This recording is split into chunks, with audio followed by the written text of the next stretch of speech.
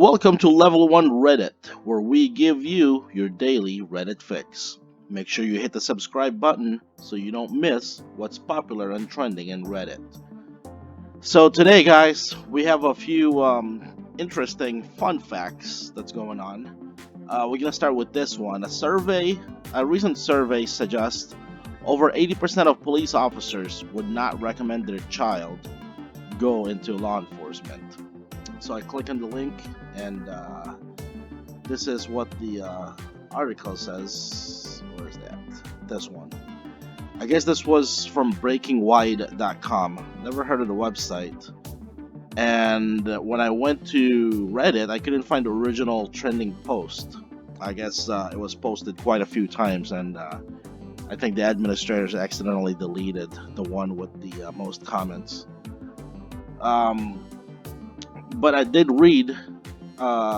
This is the one. So I did read a few of the best comments that I thought would be interesting. Again, the topic is, and a recent survey suggests over 80% of police officers would not recommend their child go into law enforcement. So some of the comments there. What happens when an officer sees a dead children in a car accident? Nothing. They go to work the next day.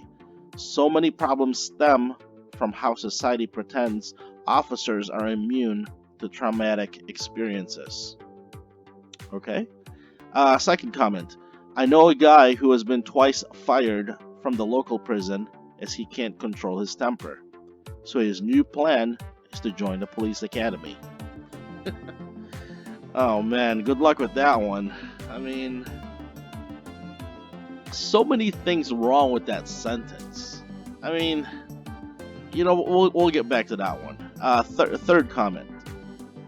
Being one of the first responders to suicide attempts, murders, gruesome car wrecks, and God knows what else on top of people hating and belittling you just because of your profession. Yeah, I wouldn't exactly wish that upon many other people either. And the last comment. Why would you? With the level of hate you get from the world these days, even if you're one of the good ones. I wouldn't wish that on anyone. So my take on that is there's a lot of good police officers out there, and there's also a lot of the bad ones. Little fun fact about me, guys. I used to work for a police department. I tried to become a police officer, and I didn't get it. Why? Because even though I was experienced, even though I was with that police department for over 10 years as a civilian officer, they would rather hire someone with a college degree who probably worked at a Starbucks or Panera Bread, throughout their college years, than someone like me who had experience with car wrecks. They talk about gruesome. I've seen two people get hit, two separate instances get hit by a train, and we picked up the body parts. And a lot of the police officers that I work with can't even pick up a body part that's been dismantled, and they would rather hire those people. It wasn't recently when I was with my new job, when I was talking to them about it, something clicked in my head. The department that I work for had 0 black officers. They have some Hispanics that work there, but the Hispanic that worked there pretty much grew up here in the United States, so I guess you can call them Americanized Hispanics. And that's it. The rest of the police officers were all white. And I'm not exactly a white person per se. And when I saw that, something clicked in my head, and I'm like, holy shit. And a lot of my coworkers at that department told me to sue them, because they've done you wrong. And I could have gone to the news department. I could have gone to the local news, have them investigated. But something told me just let bygones be bygones. And actually, I was part of the problem, because by not doing anything, by letting bygones be bygones, I'm letting bad police officers stay and do their job. incorrectly, and that one's on me. I wish I had the strength to stand up and be courageous and report what is not being done correctly, but I don't. I really don't. I wish I did. Maybe someday I will. I'm working on that, but it's hard. And being a police officer right now is not the most uh, is not the most glamorous job with all the riots that's going on. You got a person in front of you yelling at you and spitting on you, and you can't do anything about it. You can't. Because if you do anything about it, guess what? There's somebody out there with a phone camera recording you, and most of the time they only record half of what's going on, not the entire thing. So it's against you. So yeah, I totally agree with these things. It's not good being a police officer right now. It's not good being in any kind of law enforcement right now. And as far as that guy with the lost temper,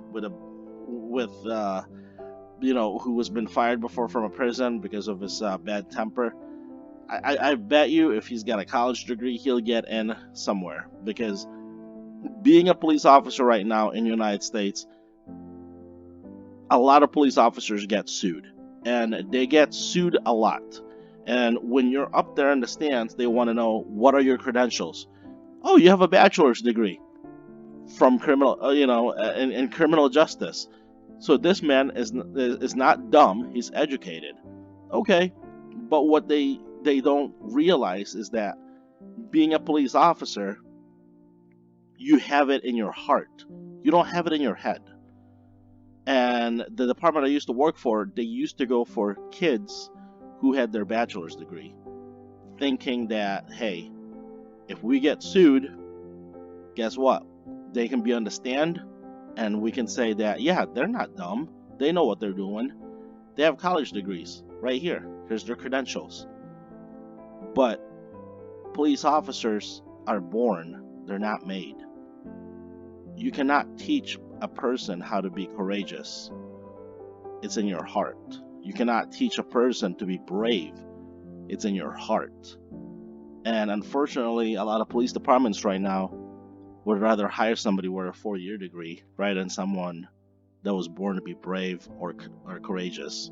And that's the problem. And that's the problem, I think. Okay. Moving on to something a little bit more lighthearted. This one, I got a chuckle out of it. What is something that is totally normal in movies but never happens in real life?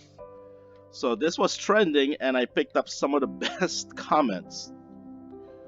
First comment: police takes a DNA sample and have the results in an hour. It's so true. They get a phone call like while doing the investigation, say, "Oh, Detective so and so, we get the results of the DNA." Then, bam.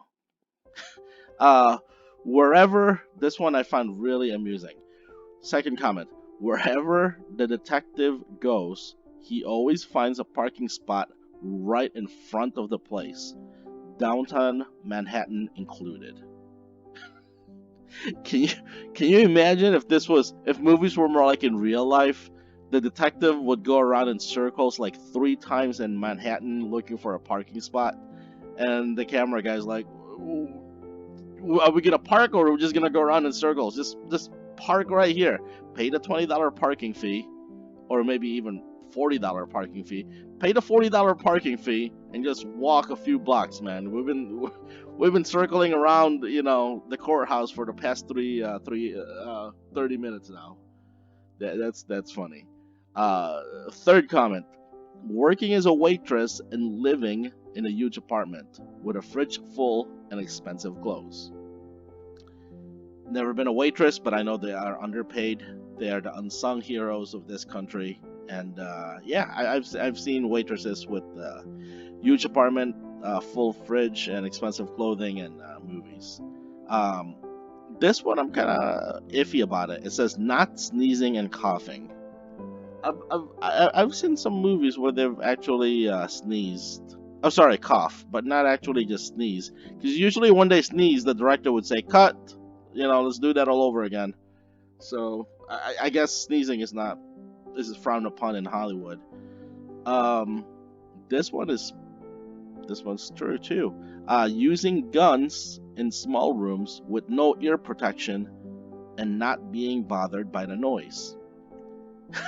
If you've ever gone shooting before in a gun range, you guys know how you always gotta have your ears and eyes protection, and it's really, really loud, deafening even, to shoot a gun in a small room without any kind of ear protection. It's really, really loud. Last one, it says hacking is typing very fast. uh, when I was in high school, I used to type really, really fast, and I tried to type really, really fast on my computer, thinking that maybe one of my classmates will think that I'm cool, that I'm hacking the school system. But yeah, that is so true. Hacking is typing very fast in movies. Oh my god. Alright guys, the last story that we have today that was trending and that's trending right now on Reddit. Still can't get over the hacking part. Last story. Today I learned that seatbelts were very controversial when they first appeared in cars during the 1940s and 50s, with many arguing that they caused injuries and didn't work. No matter how much researchers disputed these claims, many people refused to wear them and even cut them out of their car seats. Just a little disclaimer, I'm not comparing this at all to wearing masks right now. I think wearing masks is completely temporary until they find a cure for COVID-19. I'm not saying that people who don't wear masks are ignorant. I will say that they may be a little selfish for not thinking about other people, but I'm not gonna say they're ignorant. Anyway, some of the comments here. First comment: sometimes progress happens despite society, not because of it. Okay. Second comment: when I was a kid in the 80s, people freaked out about motorcycle helmet laws, and in high school in the 90s, the ban on riding in truck beds was enacted, with a lot of complaining too. That's true. I remember riding in my cousin's back of his pickup. It was a Ford Ranger, and for a while there it was fun, but it would always freak me out when he would brake suddenly and then he would hit the gas out of the blue too. It was fun but also scary. That's not something I would recommend these days. Third comment: my grandmother was one of these people. Adamantly refused to wear one for years, apparently complained to no end when wearing one was made mandatory in the UK in the 60s and 70s.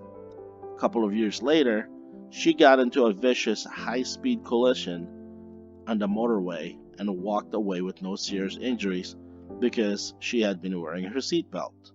Since then, she's been an adamant proponent, and when we were kids, would refuse to drive my cousins, whose parents were a bit lax about it, anywhere unless they wore seatbelts. So I guess the moral of the story there is, unless it happens to you, you won't believe that it saves lives unless it actually happens to you. And again, this whole COVID thing with the seatbelt, I mean, I've seen a lot of memes floating online about comparing it. Back then, seatbelts saved lives and no one believed it. Same thing with the mask right now. Wearing mask will save lives, but no one believes it. And I hope, I really hope that this is not a trend that we're going to do, that we have to wear masks at all times. The seatbelt, I think it's comparing apples to oranges. Seatbelts, cars have only been around for since 1908. Before they put seatbelts on in the 40s, it's only been around for 40 years, and not everybody had cars back then. And we have been living without a mask since forever. So, to say that, wearing a seatbelt for the past, since cars started, within 40 years versus now we have to wear a mask, I think this is silly. I hope that I'm right light in this one because I do not want to wear mask forever for the rest of my life. I don't want to go to a store or to the mall or go to the beach with a mask on. I have a cloth mask that I wear, and whenever I start sweating, that thing's like a waterboard, man. It's like waterboarding. It's hard to breathe. For the meantime, wear a mask, if not for your safety, but for the safety of others. That's all that we got today, guys. Hope you guys like the show. Thank you for watching Level 1 Reddit. Please subscribe if you like this content. New videos are out daily at 5 a.m. Monday through Friday. And I'm still thinking of a good catchphrase, but I think we're going to stick with "You are beautiful." You guys have a good day. Bye-bye.